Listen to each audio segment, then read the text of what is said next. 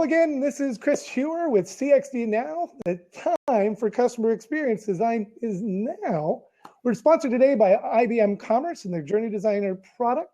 And I'm joined today by Resto Ladismaki. Yay. And I've got a very complex name in a very short period of time. Resto does some really interesting stuff through his firm, IDEEM. And we're going to be talking a little bit today about making the business case, about how we actually express the value to people or how we don't because they already get it, as the case may be. So Resto, I want to just start with a very straightforward question, hopefully here, which is, what is the business case? Why do I need to invest in CX if I've got a reasonably sized company? Easily, like the simple version of this would be, you will kill your competition. And it sounds bad, I know, but in the end of the day, companies, they exist to win the game, right? So, to differentiate yourself through UX is the best way to make your competition irrelevant. Yeah, and I was reading in Brian Solis's new book, X, The Experience When Business Meets Design, which just shipped yesterday, that something like 40% of people will pay more for a better experience. So there's also some economic value that you can reap from that as well. Yep. Yeah. And it's fascinating today because, I think it was actually IBM, if you recall, already 15 years ago, they came up with the study that every single dollar you spend to a good user experience, back in those days we were talking about UI and all the stuff. So every single dollar you spend to a ease of use will return 10 to 100 times back. Mm-hmm. And it's fascinating because these guys, they came up with the numbers. And since after that, we haven't really seen that many real like researchers around the numbers. But now finally, as you said, these things are picking up, which is great. Even CFOs will start thinking we're going to save money with this stuff. And that's what's happening. Like a lot of our customers today, they come to us because either they're losing market share, or either they want to win the market share, or either they want to build totally new product and, bring something totally new. But more and more, I keep getting meetings with the C-level who are worried that, hey, guys, we are losing our customers here. And the change is happening. So we have this whole class of people who have come to realize the value already and understand it. But what are some of the situations in which other people come to you, other clients come to you with a problem? I mean, one that comes to mind just as an example to kind of spark other thinking around it is that I know a company that released a new product recently, and it really wasn't working. It was pretty obvious, but they really had to meet that deadline and get it out. And then all of a sudden, they started listening to the user feedback in the feedback loop. Like, oh man, we really messed this one up. We've got to fix this. So realizing that it's not working and seeing bad click-through statistics and et cetera is one way. But what are some of the other reasons that people might be inspired to reach out to your firm and try to hire you for something? So there are multiple reasons, of course. And just to remind, last year we had 300 different projects. So, we've seen it all from us 3 guys startup all the way up to 400,000 people companies. I think the main reason is really, I think this is great what's happening today. Most of our customers, they just believe that investing to better user experience in general will make their product sell better. And again, some of the customers, they feel that they're now losing some of their, users, the people, because their experience is so lousy. Some of the customers, they do have a great experience, but they want to keep improving it even better. And then again, I love this, kind of blue ocean projects where they don't have anything, no legacy at all. And that's actually a really cool thing as well. We keep seeing more and more companies coming up with we spent 10 years with this legacy system. Now we're going to kill it. And we started from the scratch. And, over the time, in a year or something, they can build something totally new. Yeah, I think as with you had a similar experience that I did. I spent a lot of time in 95 and 96 teaching people how to click on links and not enough time collecting text. So that's where I developed the policy that it's not entirely like yours, but is similarly rooted, at least, in that I used to say, we're not going to work with people unless we can see their desire in the whites of their eyes. that we understood that they understood the value of it up front. Because if I have to convince somebody of what the value of our work is, we're wasting time when we could be working with people who already get it. And so we were talking about that a little the other day, and that's really more of what you're seeing here in the Valley. But you're also in LA and New York. Is it the same in the other cities that people are just coming to you because they understand the value already? Yeah, I need to underline that here in the Valley, the world is probably like closest to what we discuss here, but we're seeing the same transition happening in LA, Austin, New York, and pretty much everywhere. It's not as fast as or it's not as far as it could be at the moment, but it's still like happening. So definitely yes. Like for example, in East Coast, there's probably not a single like bank or a company in the banking industry or like any financial company over there who wouldn't be thinking these things seriously. What are the accents are still like, of course, a question mark at the moment for some of the companies, but it's definitely happening. And I think, IBM in many ways is a great example because, they're going through probably the most significant design transformation of our time as we speak. And, it was wonderful when Phil Gilbert was telling like the reasoning from for the board member and the management and the president, like why they chose to invest to user experience in the first place. And it's a simple leap of faith.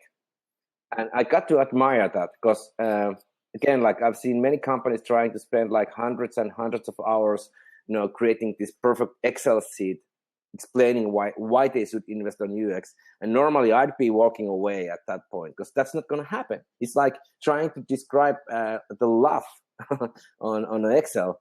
Better relationship means better relationship. So I think it's a fascinating example in many ways to see like what's happening out there, and they're doing great job. Very much so. But I also think that we still have those people who are held up by the numbers, who are, if we look at the chasm model, right? The later adopters when we cross the chasm. And I think we're at that moment where CX is crossing the chasm. I don't believe it's landed yet because, as we were discussing the other day, I think one of the biggest problems with social media for the first 5 years of it, at least, was an avoidance of talking about that ROI number because we didn't have the richness of data to prove what we knew to be true. And there are these sort of dogma dudes who actually need that statistics to be comfortable. But if there's enough people in the early market and you're differentiated as you have with IDing, you don't have to spend so much time doing it, right?